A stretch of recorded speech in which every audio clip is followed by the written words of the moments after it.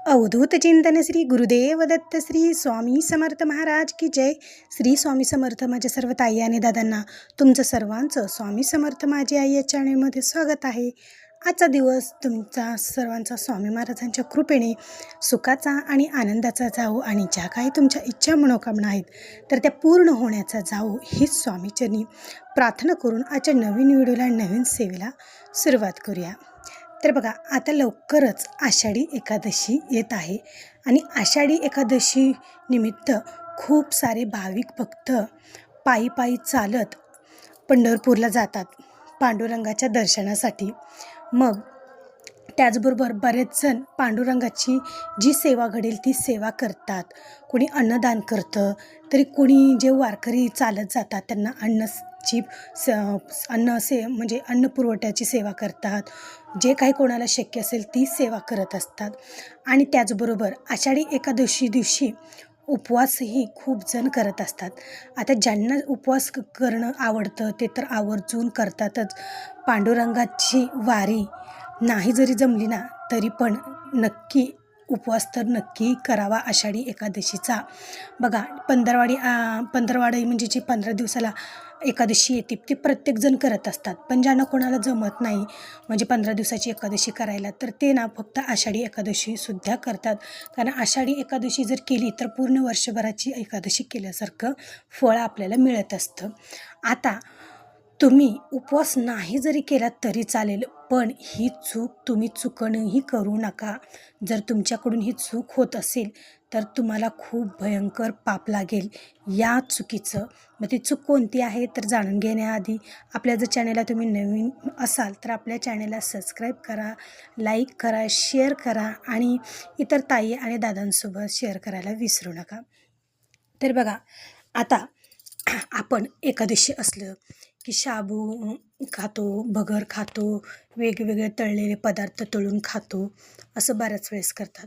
पण काही जणांच्या बाबतीत असं होतं, आता उद्या एकादशी आहे म्हणता आदल्या दिवशी बरेच जण नॉनव्हेज करतात. आता उद्या एकादशी आहे तर आज आपण नॉनव्हेज करून खाऊया आणि उद्या लगेच स्वच्छ डोकं फिकं धुवून घर फिर सगळं काही पुसून सगळं गोमतरती शिपडून सगळं स्वच्छ घर करून नंतर उद्या उपवास धरूया, असं बऱ्याच जणांच्या बाबतीत होतं. आणि ही सर्वात मोठी चूक होते आणि याच्याने तुम्हाला खूप भयंकर पाप लागतं. बघा, ज्यावेळेस तुम्ही नॉनव्हेज खातात तर ते नॉनव्हेज आज रात्री खाल्लं की लगेच उद्या सकाळी तुमच्या पोटातून निघून जातं असं नाही. नॉनव्हेज हे पचायला खूप जड पदार्थ असतो, त्याच्यामुळे तो निदान 4 दिवस तर आपल्या शरीरात नॉनव्हेज असतं. त्याच्यामुळे उपवास उद्या धरायचा म्हणता आज काय म्हणजे 2 दिवस आधीसुद्धा तुम्ही नॉनव्हेज करायचं नाही. शक्य असेल तर 2-3 दिवस तर आधी नॉनव्हेज तुम्ही खायचं नाही उपवास, नाहीतर त्याचा उपवास धरल्याचा तुम्हाला काहीही फळ मिळणार नाही.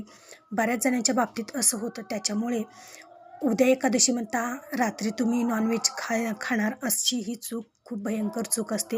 ही चूक अजिबात करू नका. आता बरेच जण उपवास धरतात, कोणी एक टाईम फराळ करतं किंवा कोणी करतही नाही, फक्त फलाहारसुद्धा कोणी करत असतं. मग ती खूप चांगली सेवा आहे बरं का. आणि त्याचबरोबर दिवसभर आपण आषाढी एकादशीचा उपवास करतो आणि दुसऱ्या दिवशी नेमकं आपल्याकडून ही चूक होते. बघा, आता दिवसभर उपवास धरलेला असतो, मग कोणी फराळ करतं, कोणी करत नाही. आणि ज्यांनी फराळ केलेली आहे तर त्यांना उपवास सहन होत नाही. मग ते काय करतात, दुसऱ्या दिवशी लगेच लवकर आंघोळ वगैरे सगळं काही झालं की लगेच चहा करणार, चहासोबत बिस्किट, ब्रेड, पाव असं काहीतरी खातात. मग तीसुद्धा तुमची मोठी चूक आहे. कारण आपण एकादशीचा पूर्ण उपवास केलेला असतो. मग तो एकादशीचा उपवास हा कसा सोडायचा असतो, म्हणजे दुसऱ्याच दिवशी जी बारस असते का नाही. बघा, आता आमच्या इकडे अशी पद्धत आहे, एकादशीचा उपवास दिवसभर केला, फराळ केली आणि दुसऱ्या दिवशी बारशी दिवशी जी असतं ना तर बारशी दिवशी आमच्या इकडं पुरण घालतात, पुरणाचा नैवेद्य देवाला दाखवतात गोडाधोडाचा आणि मग एकादशीचा उपवास सोडतात. घरोघरी आमच्या गावामध्ये ही परंपरा आहे बरं का. तर आपल्याला काय करायचं आहे, एकादशी दिवशी म्हणजे एकादशी झाली की दुसऱ्या दिवशी लगेच तुम्हाला उठल्या उठल्या चहा बिस्किट खायचं नाही. तर पूर्ण काहीच जर गोड असेल, चपाती भाजी काहीही असो किंवा दूध भात असो किंवा काहीही गोड शिरा किंवा पुरणाचं काय असो, जे तुम्हाला शक्य असेल ते दुसऱ्या दिवशी तुम्हाला करायचं आहे. देवपूजा झाली की देवांना तो गोडाचा नैवेद्य दाखवायचा आहे आणि नंतर तुम्हाला एकादशीचा उपवास सोडायचा आहे, म्हणजे बारस सोडायची आहे. अशा प्रकारे तुम्हाला एकादशीचा उपवास सोडायचा आहे. ही खूप छान अशी पद्धत आहे बघा उपवास सोडण्याची. आणि जर तुम्ही सकाळी चहासोबत काही जरी खाल्लं तर भयंकर पाप तुम्हाला लागेल आणि लागेल तर लागेल, तो उपवास केलेला तुमचा फळाला येणार नाही. त्याच्यामुळे तुम्ही उपवास नाही केला तरी चालेल, पण आषाढी एकादशीच्या वेळेस तुम्ही नॉनव्हेज खाऊ नका, म्हणजे आदल्या दिवशी 2 दिवस आधी नॉनव्हेज खाऊ नका. आणि एकादशी झाल्यानंतरही बरेच दुसऱ्या दिवशीसुद्धा नॉनव्हेज खातात, तर ते सुद्धा खूप चुकीचं आहे. आणि त्याचबरोबर असं म्हणतात की बघा, खूप जणांचं ऐकलेलं आहे की आषाढी दिवशी तुम्ही उपवास नाही केला तरी चालेल. उपवास करणारे तर खाऊ शकत नाहीत, पण जे उपवास करत नाहीत त्यांनीसुद्धा जेवणामध्ये तांदळाचा भात खायचा नाही. कारण तांदळाचा भात हा किडे मुंगे जे काही किटाणू आहेत अशा प्रकारचं ते खाल्ल्यासारखं असतं. तामसी पदार्थ जे कांदा लसूण असतात ते सुद्धा बरेच जण खात नाहीत.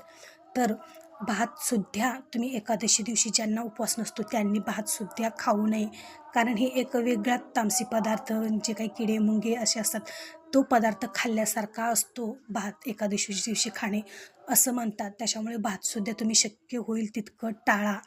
आणि अशा प्रकारे तुम्हाला एकादशीचा उपवास करायचा आहे.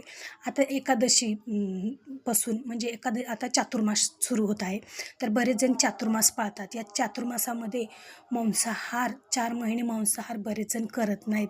वेगवेगळ्या भगवान विष्णूंच्या वेगवेगळ्या सेवा प्रत्येकजण करत असतो आणि ह्या सेवा खूप म्हणजे खूप छान आणि प्रभावी सेवा असतात. त्या सेवेचं तुम्हाला फळही तितकं छान मिळत असतं. या चातुर्मासात होईल तितकी सेवा तुम्ही आवर्जून करा. आणि त्याचबरोबर या चातुर्मासामध्ये नॉनव्हेजसुद्धा तुम्ही नाही खाल्लं तरी चालतं. जितकं होईल तितकं तुम्ही हे नियम पाळूनच उपवास करा. तर अशा प्रकारे जर तुम्ही आषाढी एकादशीचा उपवास केला ना, तर नक्कीच तुम्हाला पांडुरंगाचा आशीर्वाद हा नक्कीच लाभेल. तर असा होता आजचा व्हिडिओ. जर तुम्हाला आवडला असेल तर एक लाईक नक्की जरूर करा आणि कमेंटमध्ये श्री स्वामी समर्थ लिहायला विसरू नका.